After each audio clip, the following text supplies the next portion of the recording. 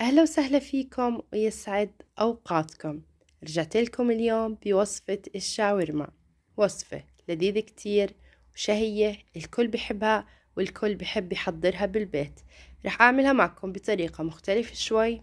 رح أحضر معكم سيخ شاورما منزلي كتير شهي، النتيجة بتجنن. إن شاء الله بعد ما تشوفوا الفيديو أكيد رح تعجبكم وتطبقوها. تابعوا مع الفيديو للآخر لحتى تشوفوا طريقة العمل. بس بتمنى منكم إذا أول مرة بتتابعوني تعملوا اشتراك بالقناة وتعملوا لايك للفيديو إذا عجبكم، وتابعوا معي الوصفة للآخر.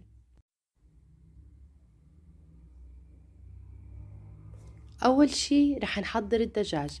نحن هون بحاجة لصدور دجاج مسحبة، رح أقطعها لشرائح بهذا الشكل. رح أعمل كل الكمية لشرائح. أنا هون احتجت 4 من صدور الدجاج، تقريبا كيلو. رح تعملوا كل الكمية. هيك صارت عندي كل الكمية جاهزة. رح أبدأ بتجهيز خلطة النقع.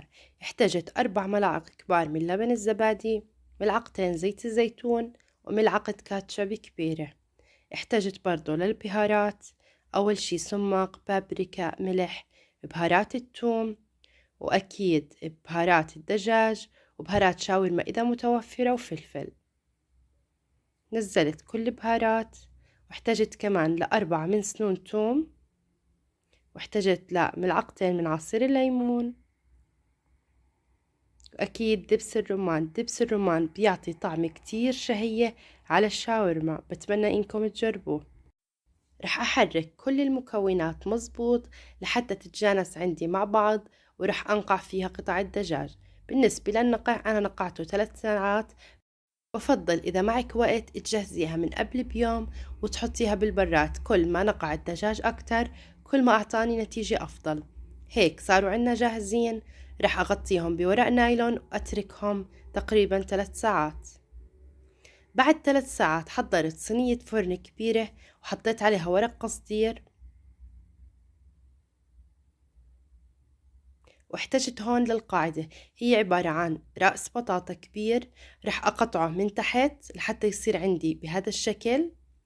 رح ألفه بورق ألمنيوم.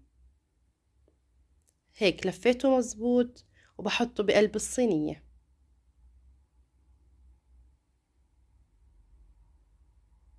رح أحتاج 4 من أعواد الشواء، بثبتهم بالبطاطا لحتى صاروا عندي بهذا الشكل.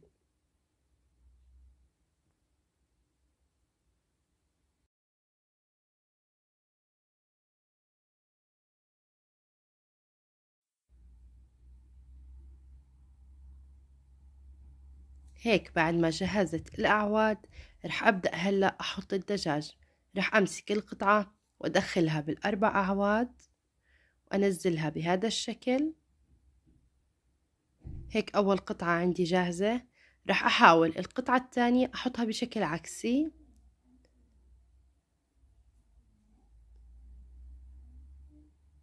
رح أنزل كل كمية الدجاج. بنزل القطعة بضغطها مزبوط.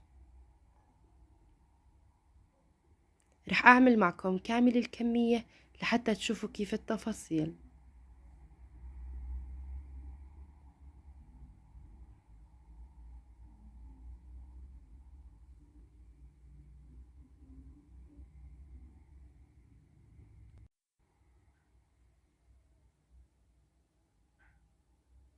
هيك تقريبا بعد ما خلصت كل الكمية صار معي بهذا الشكل.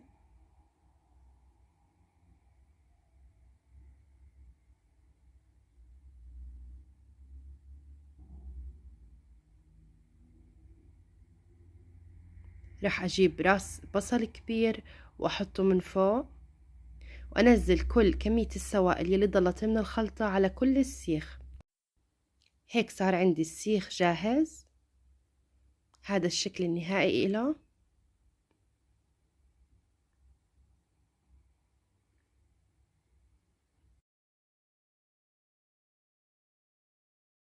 ورح أدخله هلأ على الفرن. بس قبل ما أدخله رح أحط عليه من أكياس الشواء لحتى أضمن إنه يستوي مزبوط بعدين يتحمر. رح أدخله على فرن محمى مسبقا درجة حرارة 200 على الرف يلي من تحت، بده يكون على النار مباشرة لأنه هو حجمه طويل شوي لحتى ياخد كل المساحة. بعد مدة ساعتين هذا الشكل النهائي للسيخ، طلعته من الفرن، ريحته كتير شهية وكتير لذيذة. راح أقطعه معكم لحتى تشوفوا شكله من جوا. وبالنسبة للمايونيز اللي راح أستخدمه بالساندويش حضرته أنا برضو بالبيت، راح أحط لكم رابط وصفة المايونيز بصندوق الوصف لحتى تشوفوها إذا حابين. راح أبدأ هلأ أقطع فيه.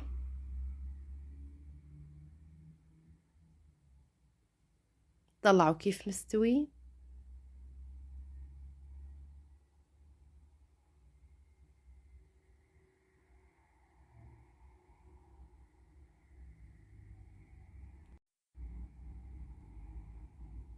قربت لكم الكاميرا لحتى تشوفوه عن قريب، بتمنى إنكم تجربوه.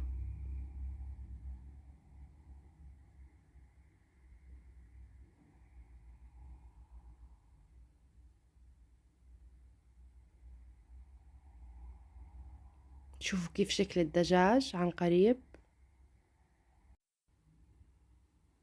رح أبدأ هلأ بتجهيز السندويشات. المايونيز حضرته بالبيت، كتير قوامه بجنن وكتير شهي. رح أحط لكم رابط وصفة المايونيز بالصندوق لحتى إذا حابين تشوفوها.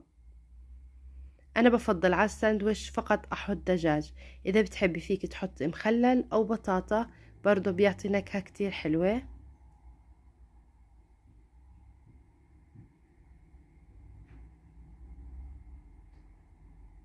هيك صارت وصفتنا جاهزة.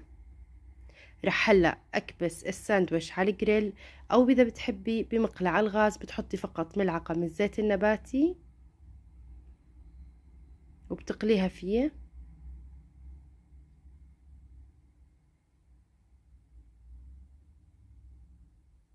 هيك صاروا عنا السندويشات جاهزين، وصحتين وعافية على قلبكم. بتمنى إذا عجبكم الفيديو تعملوا لايك للفيديو واشتراك للقناة، وصحتين وعافية.